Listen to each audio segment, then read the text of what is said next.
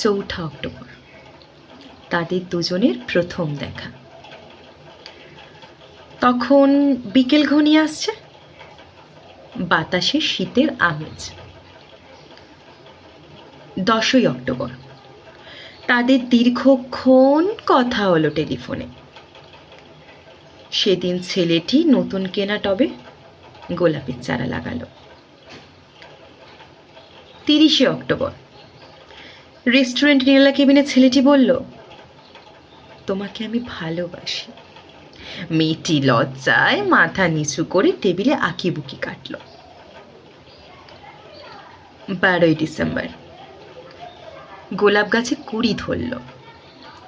মেয়েটি রেস্টুরেন্টে ছেলেটিকে জিজ্ঞাসা করল, কেন ভালোবাসো আমায়? আমি সুন্দরী তাই? তোমার চেয়েও সুন্দরী আছে কত। আমার বাবার প্রচুর অর্থ তাই? তোমার বাবার চেয়েও বড় লোক কম আছে বুঝি? তাহলে ভালোবাসি ভালোবাসি, তার আবার কারণ হয় নাকি? মেয়েটি বাড়ি ফিরে বন্ধুদের টেলিফোনে অনেক আলোচনা করলো।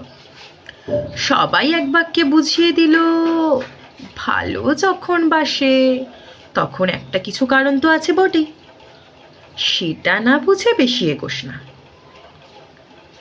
3 জানুয়ারি মেয়েটি বলল, আমার কাছে কি চাও? কই, চাইনি তো কিছু। ভালোবাসো অথচ চাও না, তাহলে? না চাহিলে যারে পাওয়া যায়, না চাহিলে যারে পাওয়া যায়, দেওয়া গিলে আসে হাতে, দিবসে সে ধন আমি হারাইছি।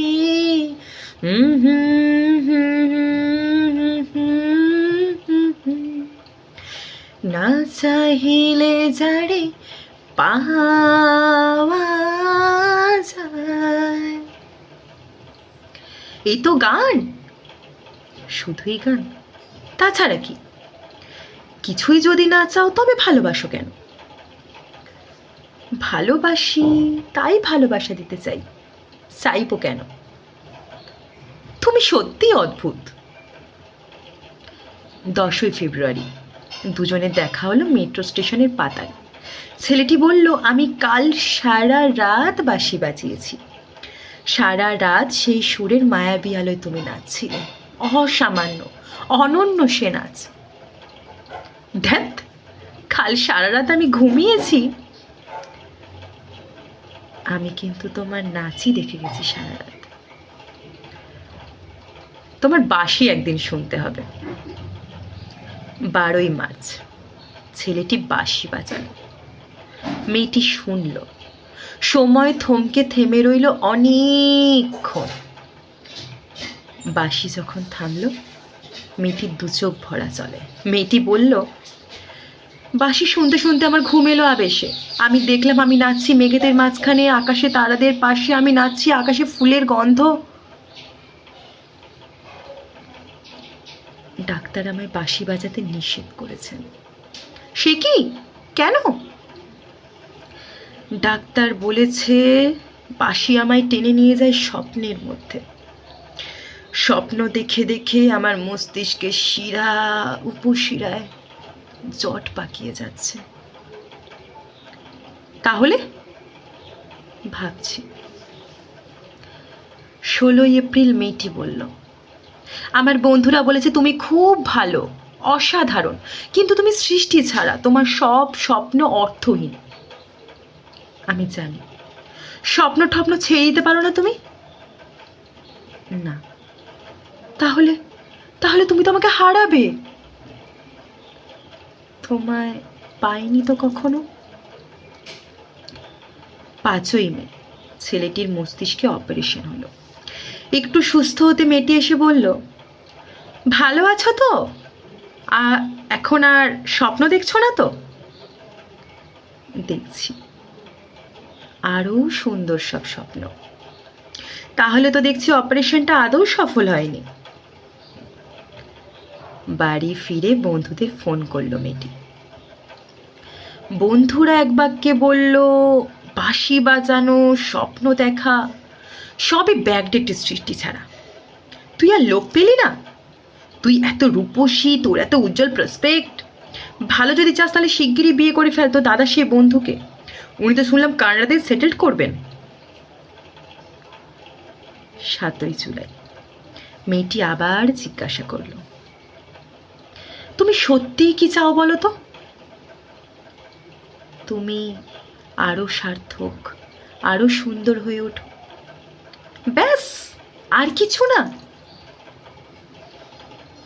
আর আর চাই স্বপ্ন দেখতে। ও, স্বপ্ন তাহলে তুমি ছাড়তে পারবে না? না, তাহলে থাকো তুমি স্বপ্ন নিয়ে।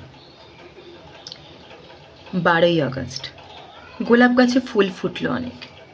সেদিন দুপুরে ছেলেটির মস্তিষ্কে আবার অপারেশন হলো।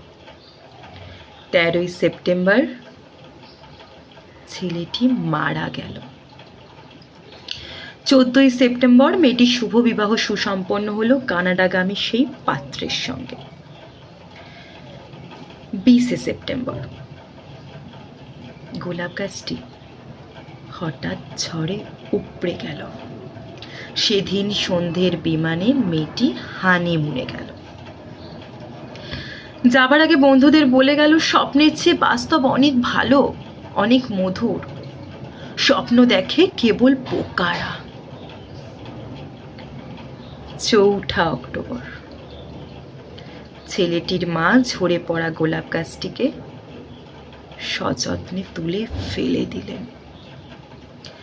শূন্য টবে তখন কয়েকটা পোকা, কয়েকটা মাছি।